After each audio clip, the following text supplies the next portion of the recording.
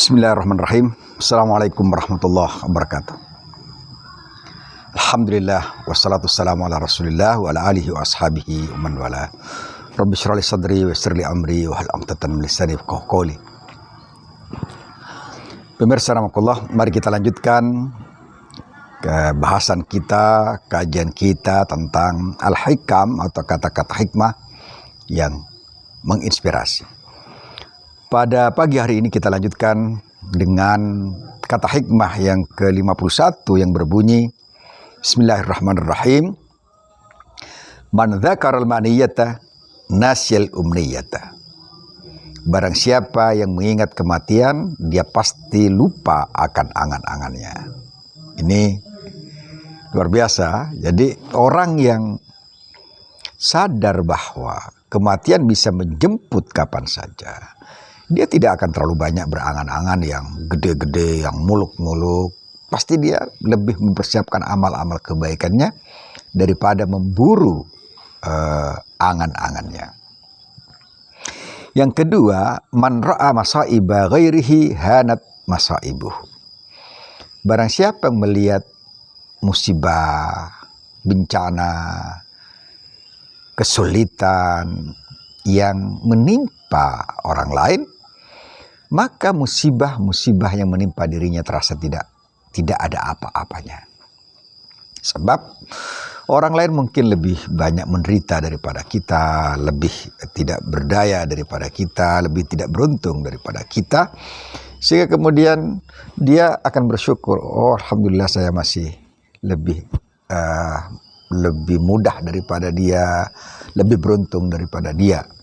Nah, ini yang disebut melihat dalam hal-hal yang bersifat ilmu, kemudian kedudukan. Itu kalau ilmu dia harus melihat ke atas, kalau kedudukan dia harus melihat ke bawah. Kalau misalnya nikmat dia harus melihat ke bawah, tapi kemudian sehingga kemudian dia menjadi bersyukur terhadap nikmat itu. Tapi kalau kita melihat ke atas terus, maka kan kita tersandung karena kita menjadi orang yang kagum, silau terhadap nikmat-nikmat yang ada pada orang lain. Sehingga kita lupa terhadap nikmat yang ada pada diri kita. Kemudian yang ketiga, man rusika halawatal munajat zala anhun naum. Barang siapa yang Allah karuniakan padanya kelezatan munajat, kelezatan zikir, kelezatan doa, kelezatan berakrab-akrab dengan Sang Maha Kuasa, maka dia sulit untuk mudah tidur. Karena orang yang merasakan kelezatan bercengkrama, kelezatan bersama, itu dia tidak akan pernah merasakan kantuk, tidak akan merasakan lelah. Tapi kalau tidak ada kenikmatan munajat, maka sulit bagi seseorang untuk bisa bisa tidak ngantuk, bisa bahkan dia sambil ngomong pun bisa ngantuk kalau tidak ada kelezatan komunikasi, tidak ada kelezatan interaksi dengan siapa yang berada bersama kita. Tatkala kita kepada Allah Subhanahu wa taala merasakan kelezatan munajat, maka zala annan naum, tidur itu menjadi lenyap sama sekali. Kemudian yang selanjutnya, man radiya bil maqdur qana'a bil maisur.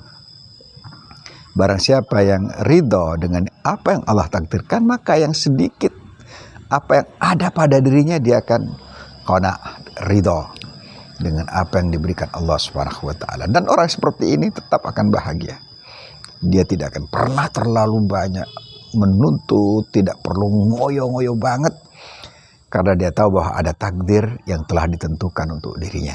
Sehingga yang dia miliki, yang ada pada dirinya, dia syukuri dan dia qanaah dengan apa yang ada itu. Yang 55 yang terakhir, man rafa'aka fawqa qadrika kadzabak.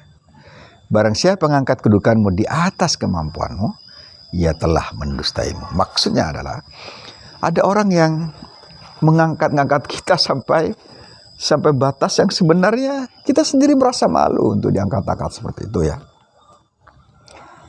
Ya, jadi orang yang waras itu, orang yang sehat mata hatinya, orang yang sehat mata batinnya, orang yang sehat pikirannya, dia tidak ingin diangkat melebihi kadar yang dia miliki. Kenapa? Karena kalau dia diangkat melebihi kadar yang dia miliki, dia tinggal jatuhnya. Ya, tinggal jatuhnya. Karena dia seharusnya duduk di tangga ketiga, diangkat ke tangga keempat. Dia pasti turun dengan sendirinya. Di mata publik, di hadapan orang, pandangan orang padanya sesuai dengan kadar yang sebenarnya ada pada dirinya. Tapi ada orang yang sengaja menjadikan kita di atas kadar yang kita miliki. Maka pada saat itulah kita sebenarnya telah dizalimi atau terzalimi oleh orang itu. Tiba-tiba seorang disebut profesor padahal dia bukan profesor. Atau mungkin bangga sekali disebut kiai padahal dia tidak punya pesantren, tidak punya santri, dan dicantumkan gelarnya profesor, doktor, kiai dan semacamnya. Dia bangga. Ini penyakit hati yang menimpa kita semua ya. Bahkan yang paling parah dia tidak pernah dapat profesor, tidak pernah dapat doktor. Dia kalau tidak dituliskan profesor doktor di depannya marah. Nah, ini juga berbahaya secara psikis, secara jiwa pada kita. Disebutkan begini, man rafa'aka fawqa qadrika kadzdzabak, orang yang mengangkatmu. Ya, ini biasanya orang yang mengangkat kita itu di luar kewajaran, itu pasti mendustai kita. Kadang-kadang kita terlena, oh iya kayak seperti itu ya, sehingga kemudian yang terjadi adalah dia merasa bangga dengan sesuatu yang seharusnya tidak harus dia banggakan. Bahkan dia harus apa? Harus sedih dengan apa? Dengan kelakuan orang ini. Sementara pasti orang yang mengangkat kita dengan di atas kadar yang kita miliki itu karena dia ingin menjilat, ingin menjual muka, kemudian ingin dialem, mungkin kalau yang diangkat adalah seorang pejabat yang memiliki otoritas mengangkat seseorang, mungkin dia karena ingin diangkat, karena ingin dihargai, sehingga dia harus berdusta, mendustai kita, dan cara-cara seperti ini menjerumuskan. Ya. Nah, bagi orang yang saya sebutkan tadi sehat dan waras, dia pasti dia ada detektornya bahwa yang bersangkutan memang tidak lagi melakukan tindakan yang tidak sehat, tindakan yang tidak waras. Ya. Bersama-sama, mari kita banyaklah mengingat kematian agar kita menghilangkan angan-angan kita.